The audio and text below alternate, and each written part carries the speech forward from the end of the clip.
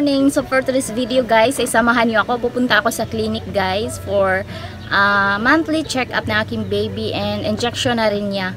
So today guys, I'm not really sure kung ma-injikan si baby kasi si baby is may sipon. Kasi mostly kapag may sipon, hindi ini-injikan nila. So hindi ko alam kung i-injikan ba nila yung baby ko. Kasi sabi nila papuntahin daw ako doon. So I'm not really sure kung pwede ba si baby sa mga injection kasi may sipon pa siya and hindi siya makatulog ng maayos. So ayan, mag-ayos muna ako guys kasi si baby tapos ko nang ayusan. So ako, hindi pa ako tapos mag-ayos. And si Rainwell tapos na rin. Rainwell, come here. Come here. Say good morning. Good morning. Nakolasan. So this is my firstborn guys, Rainwell. Latasan ng ulas. Si Matthew ay tulog pa guys. Binihisan ko na siya. So hindi ko na ipapakita guys kasi tatapusin ko ng aking pagpipintura. Char.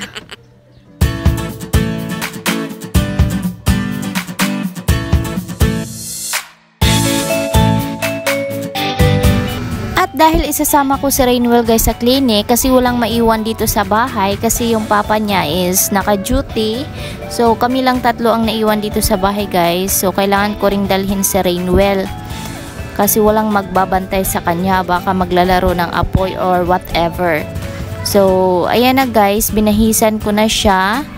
Yung kanyang shirt guys is medyo luag-luag. So kailangan akong adjustan.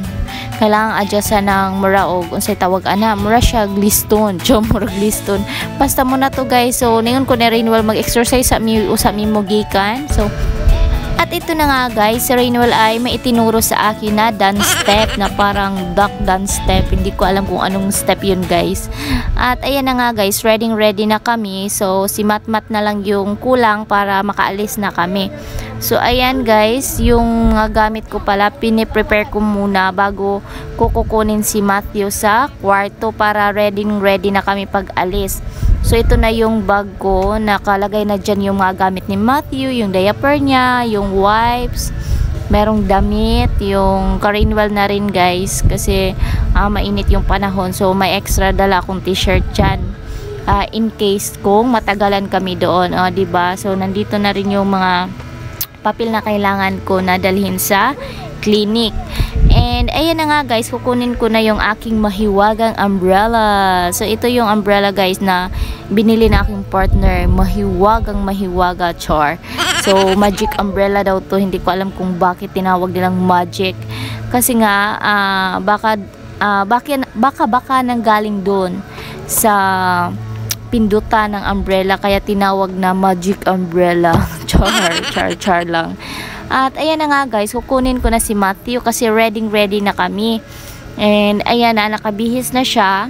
At nakabihis na kaming tatlo. So ayan na nga, lalagyan ko na siya ng pranila kasi mahangin sa labas. At maglalakad kami palabas guys kasi naghahanap pa kami ng masasakyan. Kasi naubusan kami ng lana, char lang. So wala kaming driver dito guys, and yung motor namin sira, tapos yung mister ko ay duty siya, so wala talaga kaming masakyan papunta sa clinic, kaya mag-aantay kami ng put-put. So put-put yung tawag dito sa amin, at sa ibang lugar tinatawag nila itong tricycle. At meron na ring mga e-bike dito sa aming lugar. So, yun yung sasakyan namin paglabas kapag meron sa labas. Pero kung wala, ay maglalakad muna kami habang nag-aantay kami ng masasakyan. Kasi I think mga 10 to 15 minutes yung lakad dito papunta sa clinic kapag naglalakad lang kami. Pero kapag sumasakay, sasakay kami ng tricycle, so mga 5 minutes makarating na kami doon. So ready na si Matthew. At syempre, hindi natin makakilimutan ang ating mahiwagang tsinelas. So ito nga guys, magsusot na si Aring. So we're ready na guys. Si Matthew, ready. At wala kaming nakitang tricycle dito guys, kaya maglalakad na kami na Rainwell. Smile diri. Kalisod guys, ning walay cameraman, napay bata. So see you later guys, kay lisod kayo ng pagkayot sa camera.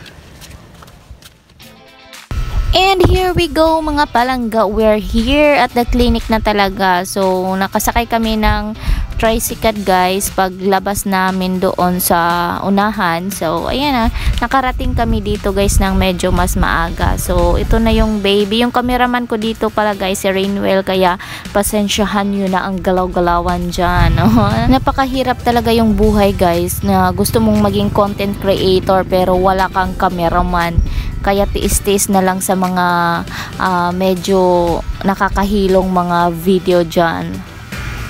At hindi ko alam guys na kinuna na pala ni Rainwell ng video yung may batang ininjikan sa loob, kasi nasa labas lang kami ni Matthew naghihintay na tawagin yung pangalan ng baby ko. So nag-relax lang kami doon. Tapos si Rainwell humiram ng cellphone, hindi ko alam na nag-video na pala siya. At ayan na nga, nakuha na ako sa camera guys, pero hindi ko alam kung ano yung kinuha ng anak ko, yung siko ko lang ba, ano ba yan? At sa point na to mga palangga, ako na talaga yung may hawak ng cellphone, pero ilang minuto lang yan kasi nga yung baby ko ay hinawakan na ng mga BHW, kinuna na siya ng timbang, and finally thank God medyo nag-improve na yung timbang ni baby Matthew. At ilang sandali pa lang guys ay ayan na nga, nakauwi na kami kasi hindi naman masyadong maraming tao yung pumunta sa clinic dahil meron silang schedule. At ito na nga guys si Madam Areng, masakit na masakit yung tiyan ko dito guys, and si baby Matthew ay iyak ng iyak kasi ayaw niyang ilagay sa higaan kasi sobrang sakit yata ng kanyang injection, at gustong gusto pa niya yung ganitong posisyon. Hindi ko alam kung bakit ayan yung gustong posisyon niya, siguro na rin sa dalawang injection sa paa niya, kaya nagtiis-tiis muna si mother. So ayan si Matthew guys, di siya ganahan magpabutang sa higdaan kay siguro sakit iyakang injection. Super hot, sobrang init ng aming biyahe guys, kaya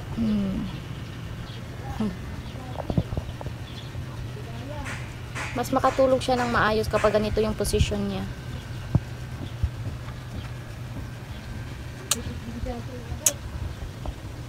Tiis-tiis motor. Dalawa pa naman yung kanyang injection. Nakakaawa Matthew. Okay ra ka, Mat? At after 1 hour ng mga palangga, masayang-masaya na ako kasi si Matthew ay tumigil na sa pag-iiyak, and ayan na nga, nakatulog na siya. Pero kapag nagalaw yung kanyang paa ay iyak na naman, kaya kailangan ko talagang bantayan si Matthew. At yung sakit ng tiyan ko guys ay hindi pa talaga tumigil. My gosh, sobrang sakit ng tiyan ko guys. I don't know kung ano yung nakain ko. This morning kumain lang ako ng kanin, tapos yung wow ulam yung canned food. So yun yung agahan ko today, tapos milk. Hindi ko alam guys ba't sobrang sakit ng tiyan ko. Ang sakit. So meron kaming ano dito guys, herbal oil Wonder. So lalagay tayo nito guys.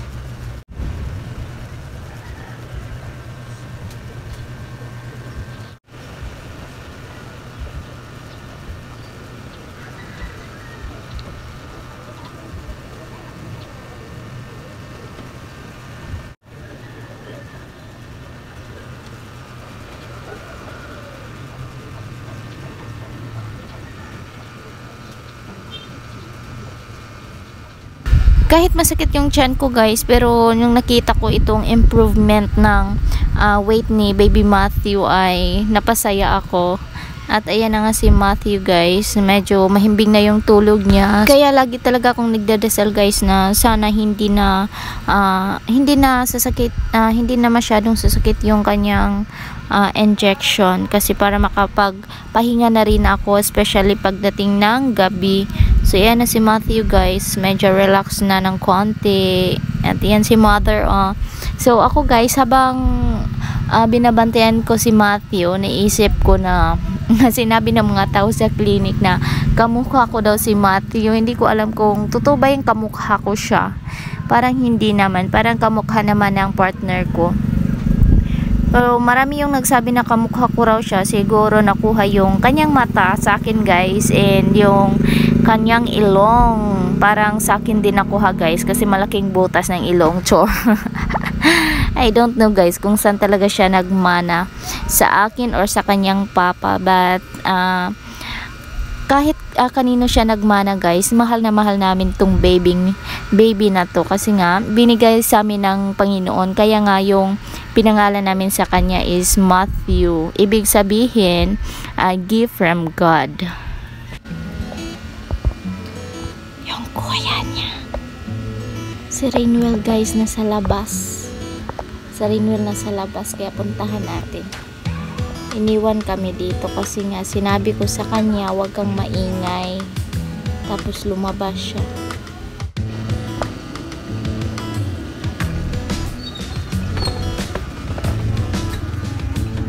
Sobrang kalat dito sa bahay guys, napakakalat, hindi pa kami nakapaglinis. O Rainwell, Kadula ko ma. asa kagikan? Ha? Kadula ko. Isa nag-iingong magdula ka? Say I like it. I like it na. Oo, very dirty ni atong kuaw ka nag-lane. Isa ni? Isa ni? Huwag pa nahalin atong baligya.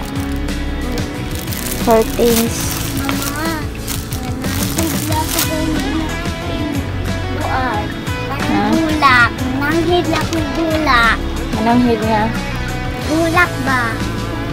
Ayaw Atong gawas. garden. Ayaw gawas. Balik lang ko. Dili lagi pwede mo gawas. Ihapit na mabot sa papa. Adi lang bill. Bill? Bill sa tubig. Bill sa tubig ka na? Wak? Bill? Bill sa tubig. Motor ko ha? Ano ko ngeng? Wala ko motor.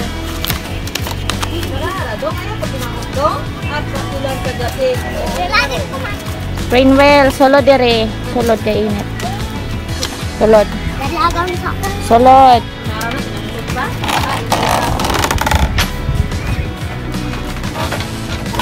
Asa ba Rainwell?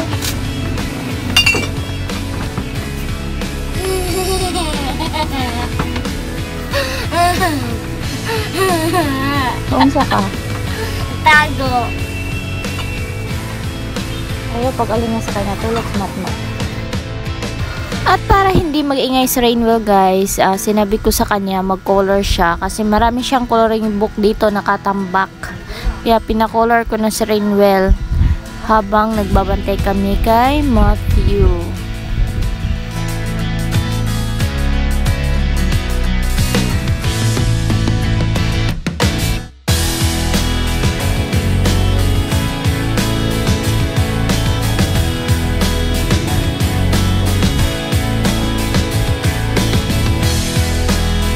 At kinabukasan guys, ayan si Matthew ay nilagnat. So, pinainom ko siya ng Calpol, paracetamol para maibsan yung sakit na nararamdaman niya guys. And bumili na rin kami ng nasal drops and nasal aspirator kasi sa sipon niya para makahinga siya ng maayos, para pagpahinga siya at makatulog na rin ng maayos. Kasi ako guys, hindi rin ako makapagpahinga at hindi rin makatulog dahil nga super ako sa kanya, 100% talagang nagbabantay, buhay nanay.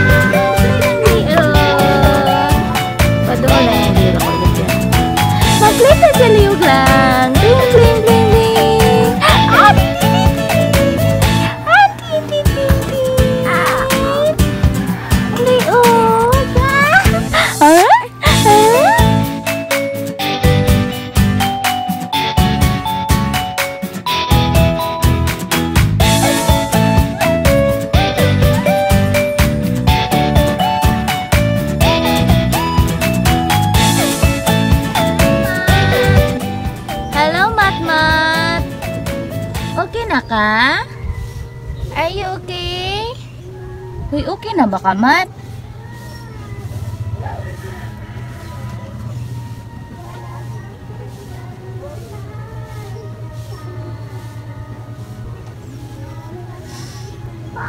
Si Matmat very sleepy. So medyo okay na si Matmat, guys. Nagkuan siya kasi tawag nagdagaang siya gamay nang wala siya yung gihilantan jud, gidagaang ra siya kay napainuman siya dayon og tambal pag abot na mo diri kahapon. So ayan, hopefully mag-okay na siya kay kabiiga I mean kahapon wala jud mi yung nakatulog ni Matmat og tarong kay sakit kay yang paa kay duha ka injection iyahang left and right na paa, so maglisod siya og lihok, then gisipon pa jud siya, so munang kuan kayo say tawag ning dili siya komportable. So karon okay na siya, then naka-relax na pagkugamay kay dili na siya pareha kahapon na sige gihilak. So thank you Lord, thank you. And nadi ko kauban diri, guys. Kay kauban diri nga abnormal no, mo na siya. Ayun kauban diri abnormal. Mag-relax mi. So naaday mi diri sa kusina ron kay init kay taas. Kabalo naman sa weather forecast. Sa weather na to karon na baling inita jud, so diri sa migatambay kay kuan na siya. Haning nipa ang atop and presko kay diri kay airlaps di ba airlaps. So makalusot-lusot ra ang hangin, so mas tiyada diring tambayan sa kusina. Di pareha sa among sulod na serado, so naka plywood siya, so dili ka sulod ang hangin, tapos napay bintana na gagmay kaayog buslot, then naka kortina pa, so wa joy hangin makasulod. Ang among gisaligan dito is kana ragong ceiling fan nga gamay kayong hangin ra pay mo gawa, so muna diri sa mi magtambay. Di ba? Di ba guys? Si Matthew tulog kaayo, relax siya diri kay hangin. So, I think that's it, guys. So, thank you so much, guys, for watching this video. And don't forget to subscribe our YouTube channel and click the bell button para lagi kayong updated sa mga next video namin. Bye-bye, guys. I love you so much and God bless.